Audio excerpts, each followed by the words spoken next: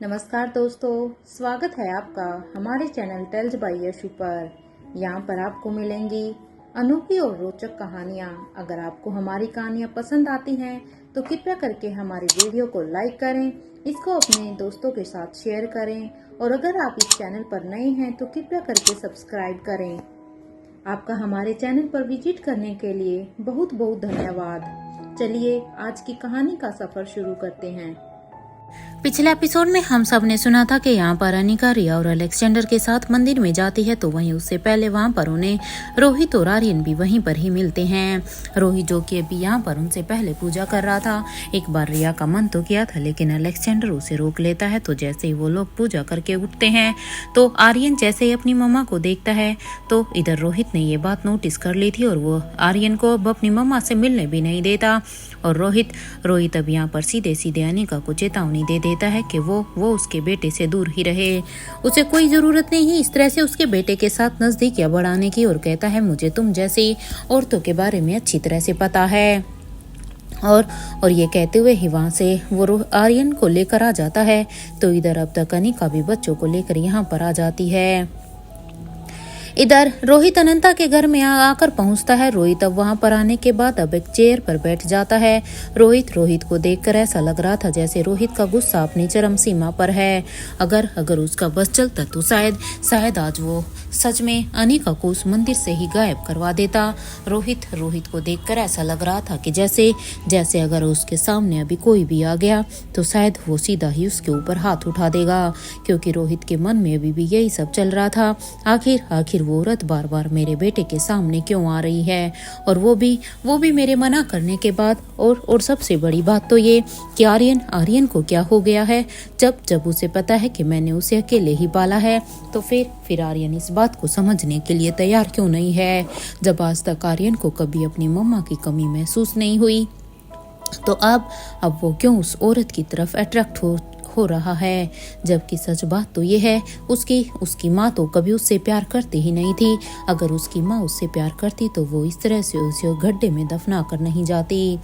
और एक ये है, अब मैं अपने किस मुंह से इसे बताऊं कि उस समय सब कुछ कैसे क्या हुआ था। अरे भले ही ये बच्चा अपनी माँ को पहचान भी ले और वो ये चाहे उसे माफ भी कर दे, लेकिन मैं कभी भी उसकी माँ को अपनी पूरी लाइफ में माफ नहीं कर सकता हूँ। अरे वो तो मुझे ही याद है कि किस हालत में मैंने अपने बच्चे को देखा था। सच कहूँ तो उस समय अगर उसकी माँ मेरे सामने भी होती तो उसे मैं इतना अच्छा मजा चखा था कि उसे हमेशा ये याद रहता। लेकिन अफसोस की बात है, लेकिन अब सोचने वाली बात तो ये है, ये औरत क्यों बार बार मेरे बेटे के सामने डेली आ जाती है। और इत्तेफाक की बात देखो, जब हम लोग मंदिर में जाते हैं तो ये भी तभी अपने बच्चों को लेकर वहां आ जाती है। क्यों आती है वो वहां पर, जबकि मैं उसे साफ वार्निंग भी दे चुका हूँ। क्या उसे अपनी जान प्यारी नहीं है या अपने बच्चों की जान प्यारी नहीं है। लेकिन अब बहुत हो गया। अब मैं उसकी ये गुस्ताखी बिल्कुल भी बर्दाश्त नहीं करूंगा, क्योंकि अब उस औरत को मैं कई बार बोल चुका हूँ, लेकिन वो शायद ये सब सुनने के लिए तैयार ही नहीं है। इस जैसी औरतों को मैं अच्छी तरह से जानता हूँ। उसे इसलिए सबक सिखाना शायद जरूरी हो गया है, क्योंकि मैं नहीं चाहता कि मेरा बेटा उसकी तरफ और भी अट्रैक्ट हो। मैं नहीं चाहता कि वो उसे अपनी माँ ही समझे। इधर यहाँ पर रोहित जो कि अभी अपने मन में ये सब सोच रहा था, तो इधर रोहित को देखकर यहाँ पर आर्यन भी एकदम से डर गया था, क्योंकि आर्यन जब अपने डैड की आंखों में देखता है तो उसकी आंखों से मानो ज्वाला फटने को रखी थी। गुस्से की वजह से उसकी आंखें इतनी लाल हो रखी थी। हालांकि ऐसा पहली बार नहीं था कि आर्यन अपने डैड को इस रूप में देख रहा था, क्योंकि आर्यन ने कई बार अपने डैड की आंखों में गुस्सा देखा था। वो पहले भी ये सब कुछ देख चुका था। इसलिए इतने गुस्से में आर्यन एक पल के लिए तो कुछ भी नहीं कहता, क्योंकि उसे पता था कि अगर इस हालत में वो अभी अपने डैड को कुछ भी कहेगा तो शायद वो उसके लिए भी ठीक नहीं होगा। और आर्यन को एक बात ये भी अच्छी तरह से पता थी कि अब जो उसके डैड की जो ये हालत है, इसमें उसके डैड की कोई भी गलती नहीं है।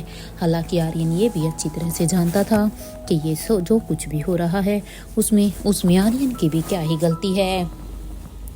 जो यहाँ पर हो रहा है वो सब सिचुएशन के अकॉर्डिंग हो रहा है। इसमें आर्यन, रिया, अलेक्जेंडर, यानिका या रोहित, इसमें किसी की भी कोई भी गलती नहीं है। वो तो रोहित के साथ एक ऐसा हादसा हो गया जिसकी वजह से अब ये पांचों के पांचों अपनी लाइफ में सफ़र कर रहे हैं। आर्यन ये बात अच्छी तरह से जानता था। उसे ये भी पता था कि अगर वो ज़्यादा अपने डैड को कुछ भी याद दिलाने की कोशिश करेगा तो उसका उसके डैड के दिमाग पर ज़्यादा असर पड़ सकता है। इसलिए वो ये सब भी नहीं कह सकता था। लेकिन वो बेचारा करता भी क्या, क्योंकि आर्यन जब छोटा सा था तब भी वो अपनी मम्मा को बहुत मिस करता था, और जब उसे अपनी मम्मा मिल गई तो सच कहें तो रोहित से ज़्यादा आर्यन अनिका के ही क्लोज था। इसलिए वो बस यहाँ पर रोहित को देखकर अब अपनी पलकों को नीचे करके खड़ा हो जाता है। इधर रोहित जब अपने आंखों से जब आर्यन की तरफ देखते हैं, जो कि अभी पलकों को झपका कर नीचे जमीन की तरफ ही देख रहा था, तो इसलिए रोहित अब आर्यन को ऐसे देखकर अब उसे एक पल के लिए उसके ऊपर तरस आ जाता है। और अब वो यहाँ पर रोहित को भी ये समझ में आ गया था कि शायद गुस्से से वो अपने बच्चे को नहीं समझा पाएंगे। इसलिए रोहित अब अपने हाथ के इशारे से करके अब आर्यन को अपने पास आने के लिए कहता है। जैसे ही रोहित ने आर्यन की तरफ ये इशारा किया तो आर्यन भी अब अपने डैड के कहे अनुसार धीरे धीरे अपने कदमों को अब रोहित की तरफ बढ़ा देता है। जैसे ही इधर आर्यन अब रोहित के बिल्कुल पास पहुंचता है तो रोहित जो कि अभी भी आर्यन को एक बच्चे की तरह ही ट्रीट कर रहा था, और वो भी यहाँ पर रोहित अब आर्यन की तरफ अपने दोनों हाथों को आगे बढ़ा देता है। और अपने दोनों हाथों को आगे बढ़ाने के बाद अब वो दोनों हाथों में अब आर्यन के दोनों ही हाथों को ले लेता है। और अब वो आर्यन से कहता है, देखो बेटा, आपको पता है ना कि हम यहाँ पर क्यों आए हैं। अपने डैड की इस बात को सुनकर अब यहाँ पर आर्यन हाँ में अपना सिर हिला देता है। तो इधर आर्यन का ये रिएक्शन देखकर अब यहाँ पर रोहित अब आर्यन से कहता है, देखो, मैं पहले भी तुम्हें कई बार कह चुका हूँ कि उस औरत से दूर रहो। वो औरत तुम्हारी माँ नहीं है। हम उसके ऊपर भरोसा नहीं कर सकते हैं, और क्योंकि आज की दुनिया में सब ऐसे ही एक दूसरे को धोखा देते हैं। और एक बात सोचो बेटा, अगर वो तुम्हारी माँ होती तो वो बचपन से अब तक तुम्हारे साथ होती। इसलिए मैं तुम्हें जो कह रहा हूँ, मेरी बात को थोड़ा ध्यान से सुनना। वो औरत तुम्हारी माँ नहीं है। और ये बात तो तुम भी जानते हो ना कि मुझे तुम्हारी सेफ्टी का भी ख्याल रखना है। मैं नहीं चाहता कि मेरे बच्चे की सेफ्टी किसी भी तरह से उसकी जान को खतरा हो, या कुछ उसके साथ ऐसा हो जाए जिसके लिए फिर मैं पूरी जिंदगी पछताता रहूं। देखो बेटा, मैं बिल्कुल भी ऐसा नहीं चाहता।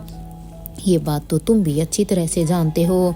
तुम्हारी सेफ्टी के लिए ही शायद मैं यहाँ पर रह रहा हूँ, लेकिन फिर भी मैं तुम्हें अभी भी यही कहूँगा कि उस औरत से दूर रहो। मुझे नहीं लगता कि उसने तुमसे ये क्या कहा है, या तुम्हें उसके ऊपर इतना भरोसा क्यों हो रहा है। लेकिन अगर मैं अपनी नज़रों से देखूँ तो मुझे उसके ऊपर रत्ती भर भी भरोसा नहीं है। हम उस औरत के ऊपर भरोसा कर ही नहीं सकते। इसलिए मेरी बात को ध्यान से सुनो। तुम आज के बाद कभी भी उस औरत से दोबारा नहीं मिलोगे। अगर तुम मुझसे वादा करो, अगर आज के बाद वो भी तुमसे मिलने की कोशिश करो तो तुम वहाँ से अपना रास्ता ही बदल दोगे। और सच कहूँ तो अब हम उस टाइमिंग पर उस मंदिर में जाएंगे ही नहीं, क्योंकि अगर हम उस टाइम पे उस मंदिर में जाएंगे तो वो औरत फिर से हमारे सामने आ जाएगी, और अब मैं उस औरत की शक्ल तक देखना नहीं चाहता। अब यहाँ पर जैसे ही रोहित ने आर्यन को ये कहा कि अब वो मंदिर में उस टाइम पे नहीं जाएंगे, तो आर्यन तो एक पल के लिए घबरा जाता है, क्योंकि वो तो अपनी मम्मा को देखे बिना अपने दिन की शुरुआत भी करने की नहीं सोच पा रहा था। आर्यन को तो लग रहा था क्या सच में उसके डैड उसे उसकी मम्मा से हमेशा के लिए दूर कर देंगे। हे भगवान, बस जल्द से जल्द कोई ऐसा चमत्कार कर दो जिससे मेरे डैड पहले की तरह नॉर्मल हो जाएं। अब यहाँ पर आर्यन रोहित की इस बात को सुनकर अपने इन्हीं पुराने ख्यालों में चला जाता है। जब आर्यन अपने मन में ही कहता है, वो समय सच में कितना अच्छा था ना, जब डैड को मम्मा के बारे में पता चला था, जब डैड को रिया के बारे में पता चला था कि उसकी एक प्रिंसेस भी है। सच में हमें तो ये पता भी नहीं था कि डैड को इसके बारे में पता चल चुका है, लेकिन फिर भी, और उसके बाद डैड की शादी, मॉम की शादी, और फिर हम सब कैसे एक दूसरे के साथ कितना हैप्पीली रहते थे। काश वो समय फिर से आ जाए हे भगवान, प्लीज़ प्लीज़ प्लीज़ मेरी ये प्रार्थना स्वीकार कर लो। हे महादेव, मैं तो प्रतिदिन आपके मंदिर में आता हूँ ना, आपके मंदिर में मेरा आने का कोई और मकसद भी नहीं है। बस मैं आपके मंदिर में आकर अपनी मम्मा का चेहरा देख पाता हूँ, इसलिए मैं आपके मंदिर में आता हूँ। मुझे माफ़ करना, क्योंकि मैं पूरी निष्ठा के साथ आपकी पूजा तो नहीं कर पाता हूँ, लेकिन हाँ, फिर भी मैं आपको ये प्रार्थना करना चाहता हूँ, प्लीज़ सब कुछ पहले जैसा कर दो। जैसे पहले मेरे डैड मम्मा को प्यार करते थे, रिया को प्यार करते थे, उसी तरह से सब कुछ नॉर्मल कर दो। मुझे अपनी मम्मा के साथ ही रहना है। हालांकि ऐसा नहीं है कि मैं अपने डैड को छोड़ दूंगा या मैं अपने डैड के साथ रहना नहीं चाहता, मैं अपने डैड के साथ भी रहना चाहता हूँ, इसलिए जल्द से जल्द मेरे डैड को ठीक कर दो। इधर यहाँ पर आर्यन अपने मन में ही ये सब कुछ कह रहे थे, तो इधर आर्यन को इस तरह से कहीं खोया हुआ देखकर अब रोहित अब आर्यन को कहते हैं, आर्यन जवाब दो बेटा, मैं तुमसे कुछ कह रहा हूँ, क्या तुम्हें मेरी बातें सुनाई दे रही हैं? इधर जैसे ही रोहित ने आर्यन को ये सब कहा, तो उसकी इस आवाज से आर्यन अब अपने सेंस में आता है और अब वो अपने ख्यालों से बाहर आकर अब कहता है, हाँ डैड, मैं सुन रहा हूँ। अब यहाँ पर आर्यन ने बस रोहित को इतना ही कहा, क्योंकि आर्यन सच में अपने डैड को प्रॉमिस नहीं कर सकता था कि वो अब आगे से अपनी मम्मा को नहीं मिलेगा, क्योंकि ये चीज़ तो खुद आर्यन भी नहीं चाहता था। आर्यन को तो बस किसी भी हाल में अपनी मम्मा से मिलना था, उसे देखना था। लेकिन अब रोहित की इस बात से एक पल के लिए वो डर गया था कि अगर उसके डैड अगर सुबह उस मंदिर में नहीं जाएंगे, यानी कि महादेव के मंदिर में नहीं जाएंगे, तो फिर उसके लिए उसकी मम्मा और उसके भाई बहन को देखना असंभव हो जाएगा। अब उसे बस इसी चीज़ का डर सताने लगा था, क्योंकि उसे कुछ न कुछ करके बस डेली उसी समय पर ही मंदिर में जाना जरूरी हो गया था। ऐसा लग रहा था मानो वो आर्यन का एक डेली का रूटीन भी हो गया हो। अब यहाँ पर जब आर्यन फिर से बस इतना कहने के बाद जब यहाँ पर रोहित को फिर से कुछ नहीं कहता, तो अब यहाँ पर रोहित अब समझ गया था कि उसने शायद आर्यन को कुछ ज़्यादा ही कह दिया है।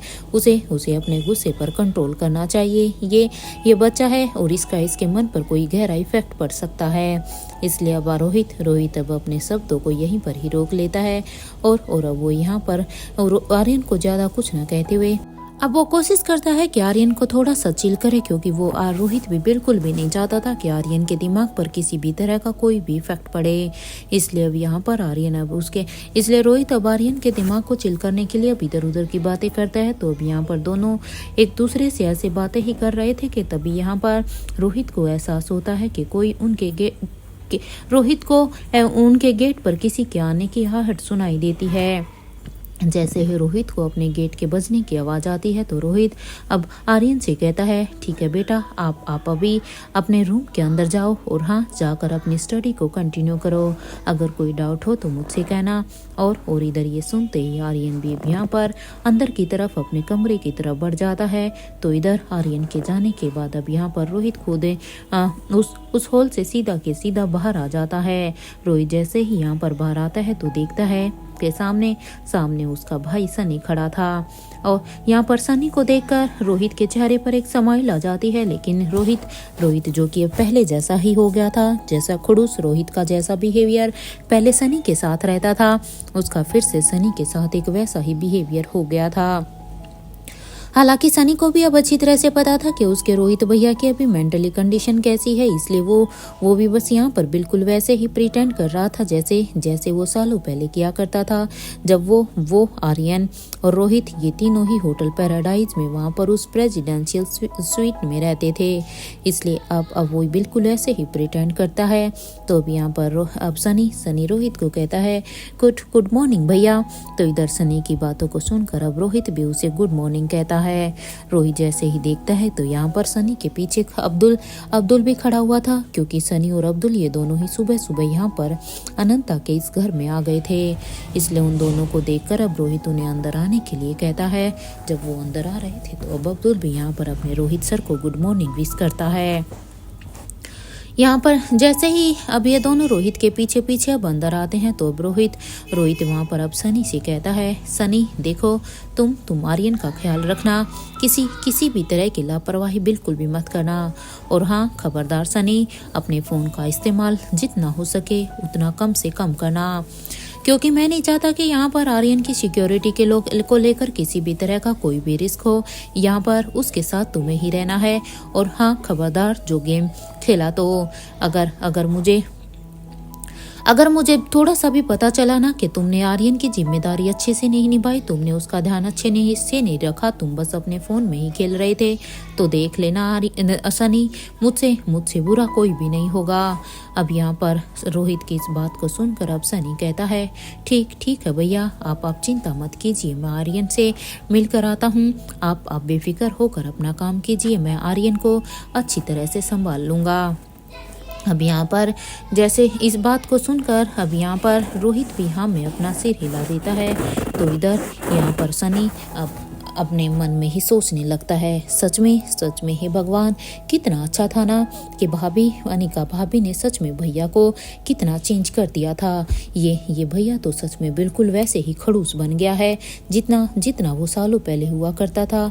मैं बता नहीं सकता कि सबसे ज़्यादा खुशी तो मुझे हुई थी जब अनिका भाभी इनकी लाइफ में आई थी। इवन अनिका भाभी को इनकी लाइफ में लाने के लिए मैंने बच्चों के साथ मिलकर क्या कुछ नहीं किया था। हे भगवान, प्लीज़ अगर फिर से ऐसा कोई रास्ता बने तो मैं फिर से वो सब करने के लिए तैयार हूँ। बस किसी भी तरह से ये भाई हिटलर से फिर से वही सॉफ्ट हार्टेड रोहित मारवा बन जाए। सच में मुझे नहीं पता था कि मेरे भाई इतने सॉफ्ट दिल के भी हैं। वो इनका वो रूप तो मैंने अनिका भाभी के इनकी लाइफ में आने के बाद देखा। बस मैं भगवान से प्रे करता हूँ कि ये फिर से अपनी उसी लाइफ में वापस आ जाएं। लेकिन अब अफसोस मैं अभी कुछ कर भी नहीं सकता। अब मैं इन्हें कैसे बताऊँ कि अब मैं वो सनी नहीं रहा जो हमेशा गेम में खेलता रहता था। अब मैं इन्हें कैसे बताऊं कि मैं अब एक जिम्मेदार सनी बन चुका हूं, जो मारवा हाउस ऑफ कंपनी में भी इनसे काम सीखा था, जो इनके साथ इनकी हेल्प भी करता था।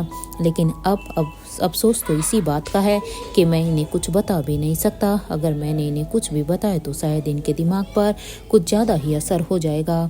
काश इनके साथ वो घटना घटी ही नहीं होती तो आज सबकी लाइफ कितनी नॉर्मल होती, और आज सब कुछ यहाँ पर रह भी नहीं रहे होते। हम सब वहाँ खुशहाल अपना मारवा हाउस में ही रह रहे होते। ये सब सोचते हुए ही सनी अब यहाँ पर आर्यन के कमरे की तरफ बढ़ जाता है।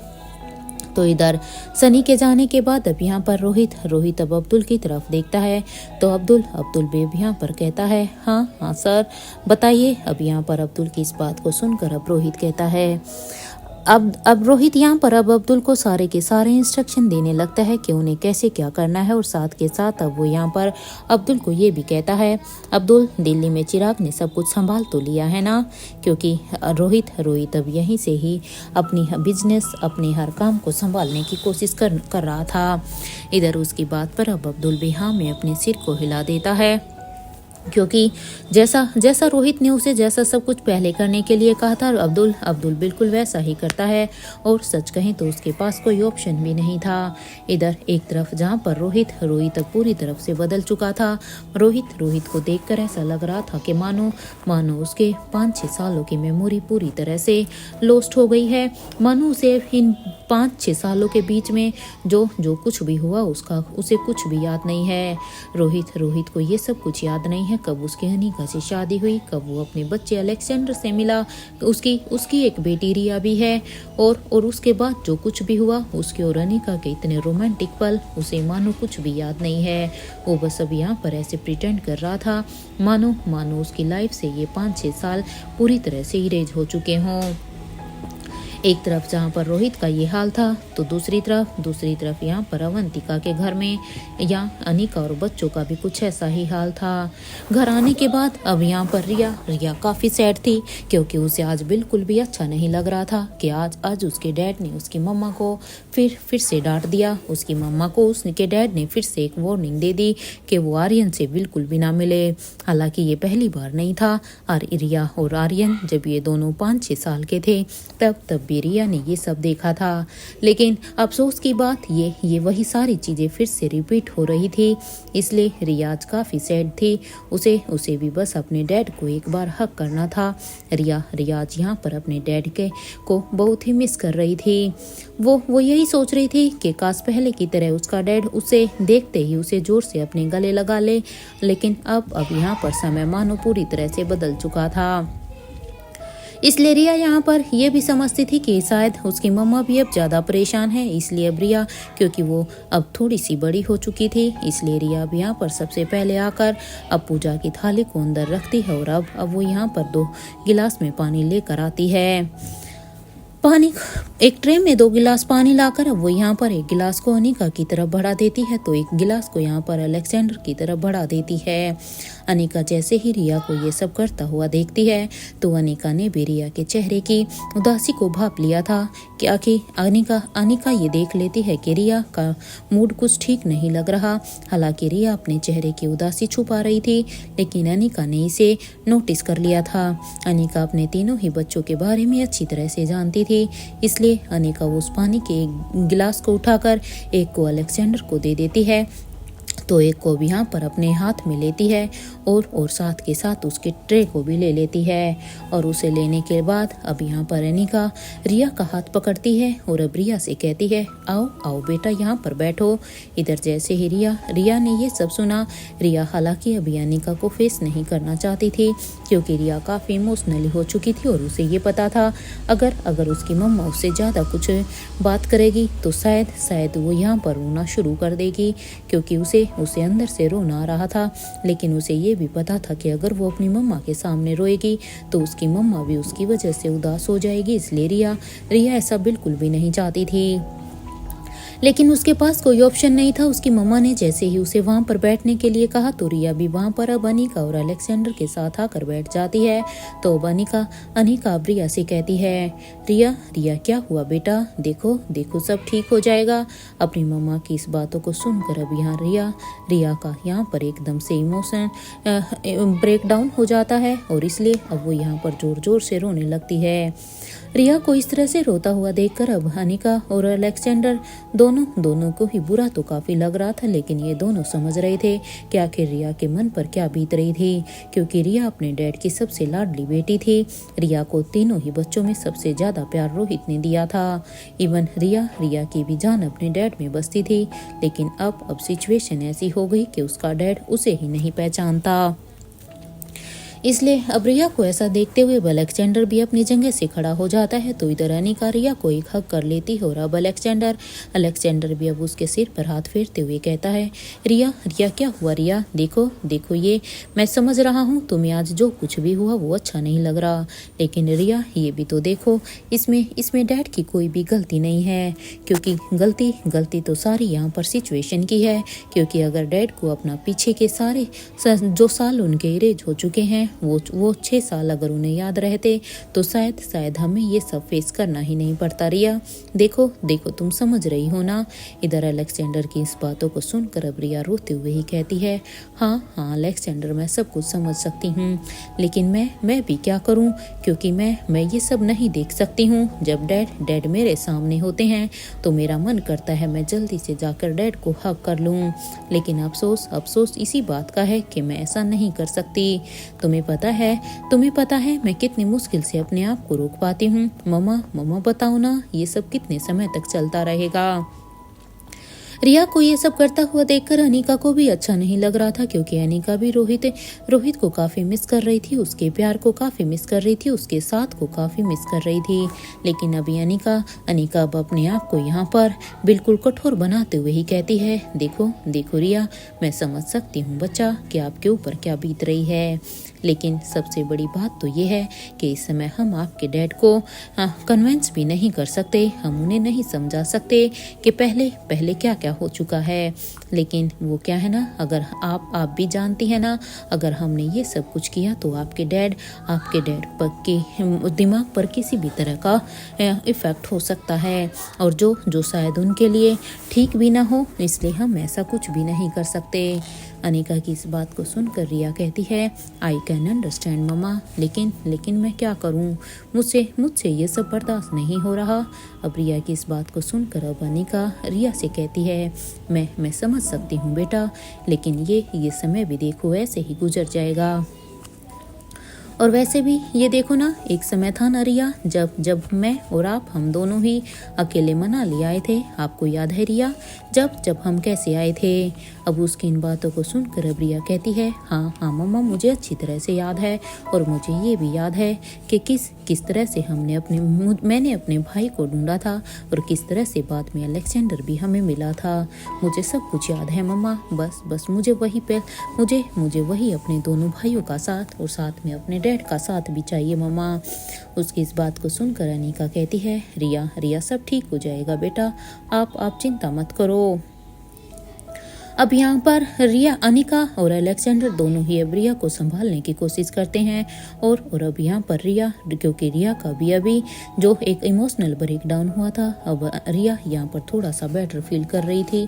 वो काफ़ी रो चुकी थी, इसलिए यहाँ पर अनिका के हाथ में जो पानी का गिलास था वो अब उसे रिया को देते हुए कहती है, लो इसे पियो बेटा। अब यहाँ पर रिया, जो कि अब अपने दोनों हाथों से उस गिलास को पकड़ती हो और इधर अब वो पानी पी लेती है। रिया अब यहाँ पर थोड़ा सा नॉर्मल फील कर रही थी। अब यहाँ पर ये सब देखकर अब रिया एक पल के अपनी मम्मा की तरफ देखती है और फिर अपने भाई की तरफ। अब उसे समझ में आता है कि उसने अपनी वजह से इन दोनों को भी परेशान कर दिया, लेकिन अब वो भी क्या कर सकती थी। इसलिए वो यहाँ पर अब वो अपनी मम्मा को कहती है, मम्मा मैं ऊपर पानी भर देती हूँ। वो क्या है ना कि बेचारे बर्ड्स, उनकी क्या गलती है, देखो आज तो लेट हो गया, इसलिए मैं उनके लिए पानी डाल कर आती हूँ, उन्हें प्यास लगी होगी ना मम्मा। रिया की इस बात को सुनकर अब अनिका कहती है, नहीं रिया, अभी रहने दो, आओ अभी बैठो, और वैसे भी वो काम तुम बाद में भी कर लेना। और हाँ देखो, अभी भी मैं यही कहूँगी, ज़्यादा मत सोचो, समय आने के बाद सब कुछ ठीक हो जाएगा, क्योंकि सारा समय एक जैसा नहीं होता बेटा। अब यहाँ पर उसकी इस बातों को सुनकर अब रिया हाँ में अपना सिर हिलाती है तो अनिका कहती है, अभी यहाँ पर बैठो, हाँ मम्मा ब्रेकफास्ट बनाएगी, पहले हम तीनों थोड़ा बहुत कुछ खा लेते हैं, उसके बाद ही हम तीनों अपना काम करना शुरू करते हैं। आप भी अपना काम कर लेना, और अलेक्जेंडर अपना कर लेगा। इधर अपनी मम्मा की इस बात को सुनकर जहाँ रिया हाँ में अपना सिर हिलाती है, तो वहीं अब अलेक्जेंडर कहता है, मोम देखो, आप जो भी ब्रेकफास्ट बना रही हैं ना, मेरी रिक्वेस्ट है कि आप थोड़ा सा एक्स्ट्रा ब्रेकफास्ट बनाना। वो क्या है ना कि हमारी एनिमल फैमिली भी तो यहाँ पर है, इसलिए हमारी एनिमल फैमिली के लिए भी तो ब्रेकफास्ट चाहिए होगा ना। अलेक्जेंडर की इस बात को सुनकर अब यहाँ पर अनिका कहती है, हाँ मैं बना दूंगी, मुझे अच्छी तरह से याद है अलेक्जेंडर, क्योंकि इनकी देखभाल भी तो हमें ही करनी है। अब ये कहते हुए ही अब यहाँ पर अनिका किचन की तरफ बढ़ जाती है, क्योंकि उसे अब अपने बच्चों के लिए ब्रेकफास्ट बनाना था। तो वहीं जैसे ही अनिका वहाँ से चली जाती है, तो भी यहाँ पर रिया भाई अलेक्जेंडर से कहती है, काश अभी भी वही साल होते जब मैं और आर्यन दोनों ही 6 साल के थे, जब हम दोनों ही छोटे थे, हम दोनों एक जैसे दिखते थे अलेक्जेंडर, और मैं उसके साथ अदला बदली कर सकती थी। पता है अलेक्जेंडर, जब हम छोटे थे तो आर्यन का मन करता था मम्मा के साथ समय बिताने का, तो मेरा मन करता था डैड के साथ समय बिताने का, क्योंकि मैंने डैड नहीं देखे थे, तो आर्यन ने मम्मा का प्यार नहीं देखा था। तो इसलिए उस समय क्योंकि हम दोनों सेम दिखते थे, और हम एक दूसरे के साथ अदला बदली कर लेते थे, और सच कहूँ तो हमें कोई पहचान भी नहीं सकता था। हमने कितने ही किस्से तो तुम्हें बताए हैं ना अलेक्जेंडर। इधर यहाँ पर अलेक्जेंडर भी रिया की हर एक बात को सुन रहा था। वो अच्छी तरह से समझ रहा था कि सच में रिया उन पलों को कितना याद कर रही है, रिया अपने भाई आर्यन को और अपने डैड को कितना मिस कर रही है। हालांकि अलेक्जेंडर भी कर रहा था, लेकिन रिया थोड़ी सी इमोशनल ज़्यादा थी। इधर रिया की इस बात को सुनकर अब यहाँ पर अलेक्जेंडर कहता है, हाँ तुम सही कह रही हो रिया, लेकिन उस समय तो तुम दोनों सेम दिखते थे, लेकिन now this is not possible in this age now. और ये कहते हुए ही अब वो यहाँ पर रिया की तरफ देखने लगता है। तो वहीं अलेक्जेंडर की इस बात को सुनकर अब रिया भी घूर घूर कर बस अलेक्जेंडर को ही देख रही थी। हालांकि वो भी अच्छी तरह से समझ गई थी कि अब वो बड़ी हो गई है, वो भी 12-13 साल की लड़की हो गई है। अब उसके और उसके भाई की शक्ल सेम नहीं है। अब उनकी बॉडी में भी कुछ चेंजेस हो चुके हैं, जिसकी वजह से भी वो फिर से ये ऐसा अदला बदली नहीं कर रहे।